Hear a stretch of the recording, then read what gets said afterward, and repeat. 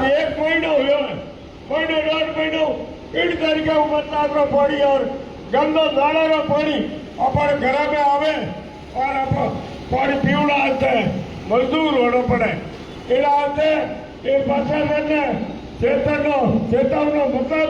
आप ज्यादा से ज्यादा संख्या में धरनो दे हो। देखो आज बहुत कम संख्या में और धरनो हरू करियो पानी में मारी तरफ को बहुत बहुत धन्यवाद देऊँ और ज्यादा से ज्यादा संख्या में पधारो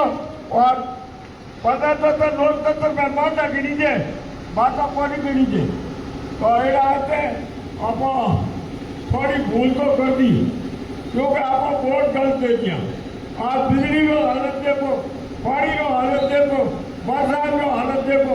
कोई खूलियो नहीं है और तटे देखो तटे चोर बैठा घिसे चार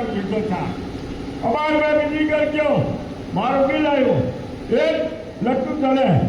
और 2,025 मिल देती और क्या और तो भाड़े ही पड़ी। अरे भाई फिर और उन्होंने बेचारी भिड़िया और हमें आपने खोटा बिल भेज दिया